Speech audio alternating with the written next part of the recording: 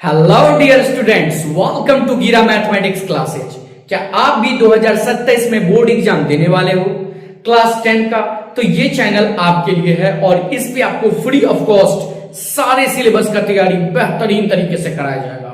तो चैनल पे यदि नए आ चुके हो तो चैनल को सब्सक्राइब कर लो और मेरे साथ रेगुलर कॉपी कलम लेके बैठा कीजिए। अभी तो ये वर्ग 10 गणित एनसीईआरटी प्रश्नावली 1.2 चल रहा है, लेकिन कुछ दिनों बाद इस पे VBI ऑब्जेक्टिव सब्जेक्टिव पूरा किताब खत्म करने के बाद और अच्छे से लाइव भी आकर के पढ़ाएंगे, एक भी रुपया नहीं। और देखिएगा मैथ में 100 आउट ऑफ 100 आएगा। तो चलिए बिना किसी देरी के क्वेश्चन नंबर 5 का सॉल्यूशन को देखते हैं।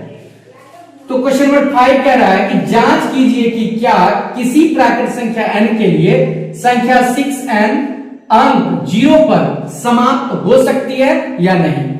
देखिए यहां n एक प्राकृत संख्या है। n क्या है? प्राकृत संख्या। प्राकृत संख्या क्या होता है? Counting numbers are called natural number. यानी कि देखिए गिनती की संख्या को हम प्राकृत संख्या कहते हैं। जैसे 1 2 3 4 5 इंफिनाइट तक चल जाइएगा, अनंत तक नहीं मिलेगा, तो प्राकृत संख्या उसी को कहते हैं। तो कह रहा है कि 6 के पावर में यदि हम 1 2 3 4 5 6 कुछ भी ऐसा रखें तो क्या ये 0 पे समाप्त हो सकता है, ये चेक करना है। तो क्वेश्चन का अर्थ समझ गए। अब ये बनाएंगे कैसे? देखिए इसमें ज्यादा हिंदी ही लिखना है, कुछ ये डिफिकल्ट क्वेश्चन नहीं है, याद कर लीजिएगा जो हम अभी बता रहे हैं। तो देखिए इसमें क्या लिखेंगे? लिखेंगे हम जानते हैं कि कोई भी धनात्मक प्राकृत संख्या, क्या लिखे?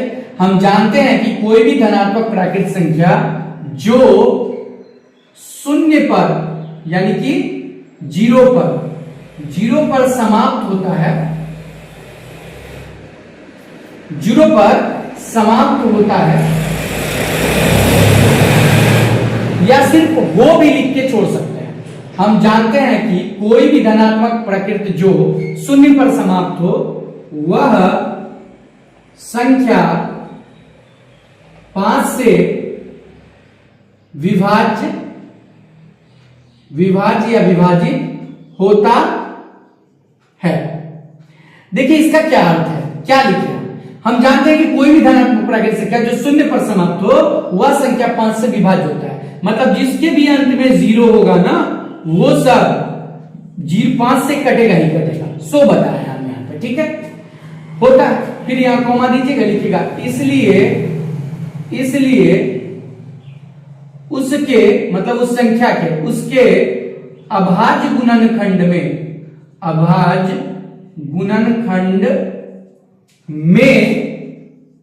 ठीक है संख्या 5 होना चाहिए भाई। अगर उस संख्या का हम अभाज्य गुणनखंड करते हैं गुणनखंड तो उसमें 5 होना चाहिए। इतना आप लिख दीजिएगा, ठीक है? ये 3 लाइन आपको लिख देना है एग्जाम में। इसके बाद आपको क्या करना है, जो दिया है वो उतार लीजिएगा। लिखिएगा अब 6n बराबर 2 गुना 3 के पावर में n।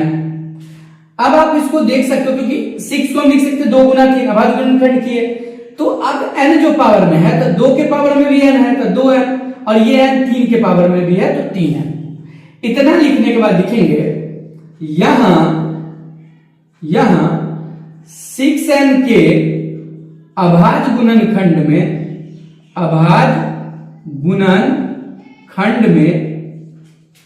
केवल क्या आया है बताइए? 2 और 3 आया है।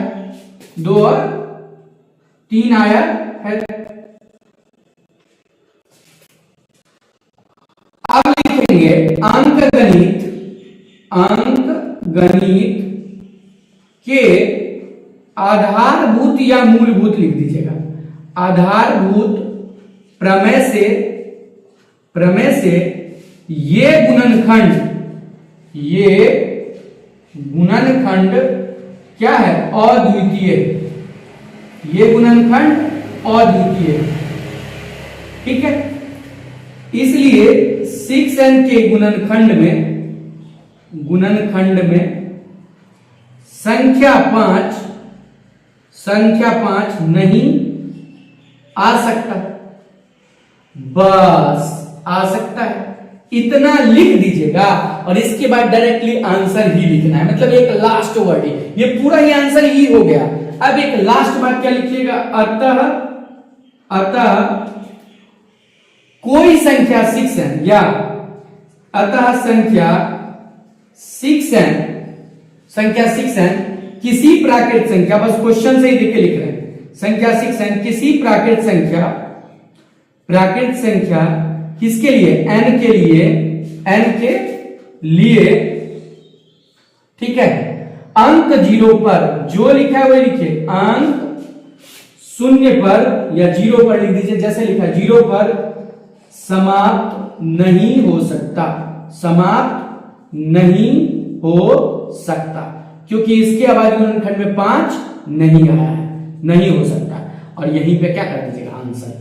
तो बस ये बहुत ही इजी क्वेश्चन है, क्वेश्चन नंबर जो 5 आप देख रहे हो, इतना हिंदी आप लिख दीजिएगा, 5 नंबर आपका कंप्लीट हो गया। अब इस चैनल पे 6, 7 जो इस चैप्टर में बच गया है 2 ही क्वेश्चन, अब 6, 7 एक ही दिन में बता दिया जाएगा और फिर हम लोग 1.3 जो कि सिद्ध करेंगे रूट 3, वो जबरदस्त तरीके से याद ही करवा देंगे। तो बस चैनल को सब्सक्राइब करके जुड़ जाइए और कंटिन्यूसली पढ़िए। अभी थोड़ा धीरे धीरे हो रहा है, लेकिन कुछ दिनों बाद यानी अगले ही महीने 1 तारीख से ये एकदम फास्टली चलेगा, एक दिन में एक समझिए एक्सरसाइज को पूरा क्वेश्चन कंप्लीट सॉल्यूशन देने वाले हैं। So please subscribe my channel. Thank you for watching.